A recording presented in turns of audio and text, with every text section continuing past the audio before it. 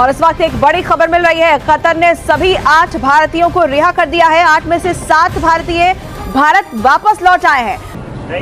Let's have 3 cheers for India. Hip hip, hip hip, hip hip, hooray!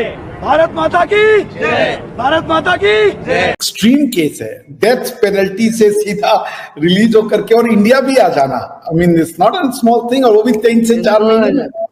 Only Modi ji can do it. जिसे कहते हैं मोदी कैसे possible. बिल्कुल, मोदी जी है तो मुमकिन। ये बहुत बड़ी एक मैं समझता हूँ बड़ी डेवलपमेंट है, एक बहुत बड़ी डेवलपमेंट है जो मेरी जाती नजर के अंदर this is the beginning of India's new imperialism. मैं आपको एक और बात बताना चाहता हूं कि किस तरीके से भारत का जो रसूख है ना पूरी दुनिया में बढ़ रहा है डिप्लोमेसी का। सब कुछ मिला जुला के हमारे भाइयों को सजाए मौत से उस लिस्ट से हटा दिया दोस्तों। लेकिन इसके पीछे एक चीज है, सिर्फ एक चीज है, नेशनलिज्म है। ये तो खैर पाकिस्तान में भी बहुत से लोग कहते हैं कि, लेकिन ये तो मोदी जी ने जैसे कहते हैं चमत्कार ही दिखा दिया कि एकदम आप समझे उनको डेथ पेनल्टी मिली थी और उधर से वो अब भारत भी पहुंच चुके हैं। आपके ख्याल से कैसे पॉसिबल हुआ ये सब? है ना, तो अगर हम प्रधानमंत्री मोदी जी के कुशल नेतृत्व के द्वारा के अलावा किसी और चीज को श्रेय देंगे, सबका इसमें श्रेय होगा। जो वहां के हमारे लॉयर्स रहे होंगे, जो कतर के लोकल लॉयर्स रहे होंगे, वहां पे इंडियन एम्बेसी रही होगी, काउंसलेट रहा होगा, सबका कंट्रीब्यूशन है। बट ये तो ऑर्डर मिल गया होगा कतर के जो अमीर हैं उनके द्वारा ना कि भाई देखो अब ये तो चलो। इसीलिए इंडिपेंडेंट जुडिशरी और एक राजशाही में अंतर होता है ना।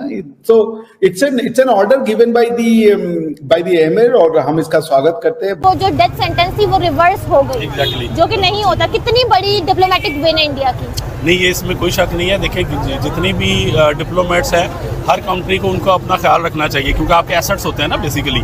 तो ये इंडिया के लिए एक बड़ी विन विन सिचुएशन है माशाल्लाह के अपना उन्होंने एक मतलब बैक किया इतना अपने डिप्लोमेट्स को और उन्होंने उसको आज़ादी दिलवाई। हालांकि वो कतर में भी बीइंग ए मुस्लिम अगर देखा जाए तो हमारे लिहाज से वो बड़ा अच्छा एक स्टेप था कि अगर इस तरह की कोई आपको दरअंदाजी होती है आपके मुल्क में तो डेफिनेटली उसको सेंटेंस मिलना चाहिए। डेथ सेंटेंस दिया या जो भी उनकी अदालत के साथ था। लेकिन इंडिया के प्रैक्टिस वगैरह देखें तो डेफिनेटली एक अच्छी उनकी स्ट्रेटजी है जिसकी वजह से कि उन्होंने मतलब अपना जो है वो। अच्छा, इंडिया के फॉरेन मिनिस्टर जयशंकर उनका नाम है और पाकिस्तान के वो तो खैर करंट है फॉरेन मिनिस्टर पाकिस्तान के शाह महमूद कुरैशी 2 दफा रह चुके हैं। जी तो उनकी डिप्लोमेटिक विन हो रही है 28 दिसंबर को और शाह महमूद कुरैशी के साथ क्या हो रहा है 28 दिसंबर को? धक्के मुक्के लग रहे हैं। एग्जैक्टली। तो क्या इज्जत रह जाती है? हाँ, इसी तरह अगर वैसे अब लोकल पर्सपेक्टिव में देखें तो मेरे ख्याल में जो उन्होंने कहते हैं as you sow so shall you reap, कि जो उन्होंने किया उसका उनको सजा मिल रही है। बट इंटरनेशनली अगर आप देखते हैं तो जाहिर बात है हमारे वजीर खारजा रहे हैं और एक दफ़ा नहीं कई बार रहे हैं मुतअद्दिद बार। तो ऑब्वियसली तो उस पॉइंट ऑफ व्यू से जाहिर बात है कि वो जंग हसाई होती है पूरी दुनिया में। तो ये चीज़ इस तरह नहीं होनी चाहिए। बहरहाल जो उनके साथ हुआ वो ठीक है। आप अगर अदालत ने उनके साथ किया या जो भी उनको मिलनी थी सज़ा वगैरह उसको, लेकिन ग्रेसफुल तरीके से होना चाहिए सारा। इंडिया का एक था यहाँ पे कलभूषण जाधव उनका नाम था। पाकिस्तान ने उनको प्रिजन में रखा और इंटरनेशनल कोर्ट में एक केस भी चल रहा है लेकिन आज तक हम प्रूफ नहीं कर पाए कि वो स्पाई है। तो ये पाकिस्तान की ना एली है या फिर इंडिया की एक और डिप्लोमेटिक विन है? ये इंडिया का जो इमेज है इस वक्त पूरी दुनिया में वो हमसे बेहतर है सिर्फ उनकी अपनी पॉलिसीज़ की वजह से। क्योंकि हम कहते हैं कि हम बहुत बड़ी डेमोक्रेटिक सोसाइटी है, अदरवाइज असूलन हम हैं नहीं बेसिकली देखा जाए। तो यही वजह है कि वो डिप्लोमेटिकली बहुत ज़्यादा अच्छा तरीके से अपनी चीज़ों को पोर्ट्रे करते हैं और उसके साथ वो उनको उसका एज भी मिलता है। 18 माह पहले भारत के साबिक 8 भारतीय जो उनके नेवी के ऑफिसर्स थे उनको गिरफ्तार किया गया था दोहा कतर में और उनके खिलाफ जासूसी के इल्ज़ामात थे। तो कतर की हुकूमत उनको गिरफ्तार किया, मुकदमा चलाया और उसके बाद उनको फांसी की सज़ा दे दी गई और अब उनको रिहा कर दिया गया है और वो अब भारत वापस आ पहुँच गए हैं।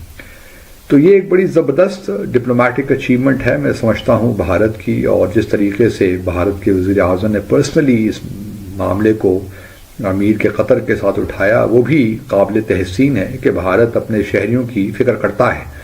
और इस किस्म के और फिर ये भी हमने देखा है कि क्योंकि भारत का असर रसूख खलीजी ममालिक में काफ़ी बढ़ भी गया है पिछले 10-15 सालों में, तो उससे ये भी वाज़ेह होता है कि कतर ने भी ओब्लाइज किया भारत के वज़ीर आज़म को। तो मैं सिर्फ कहना ये चाहता हूँ कि कुछ चीज़ें जो हैं वो हम अपने दुश्मन मुल्क से भी सीख सकते हैं। मैं हैरान था, मुझे लग रहा था कि ये ऑपोजिशन ने काम किया है और ये उनके कहने पर, चीन के, पाकिस्तान के, सबके कहने पर ये काम हुआ है कि यहाँ पे लटकाया जाए, और अगर वो लटक जाते तो मोदी जी के लिए बहुत मुश्किल हो सकती थी। इसलिए मैं चिंता भी कर रहा था, ये टूल किट का पार्ट तो नहीं है। आप अकेले एक आदमी थे जिन्होंने बोला था कुछ नहीं होगा। सर ये भारत की ताकत दिखाता है। आप मतलब हम लोगों को गर्व होना चाहिए कि हमारा मुल्क इतना ताकतवर है कि हमारे बंदे कहीं हो वहां से निकाल के ले आता है। ये आज तक हिस्ट्री में किसी मुल्क के नहीं हुआ है कि हम कहां से अपने बंदों को निकाल के लाए हैं। तो हमको तो अपने देश पे, अपनी सरकार पे गर्व करना चाहिए कि हमें कैसी सरकार को हमने वोट दिया है जो हमको कहीं भी फंसे हो मंगल ग्रह से भी सुरक्षित ले आएगी। सर ये तो मैं कहता हूं कि it is such a big diplomatic win for India. क्या कहते हैं सर?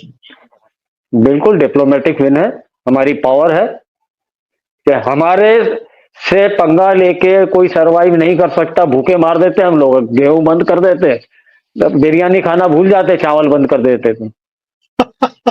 सर सभी जो मीडिया वाले थे वो यही बोल रहे थे कि ये लोगों को बाहर नहीं निकाल पाएगा मोदी सरकार, मोदी जी की ये कूटनीतिक हार है,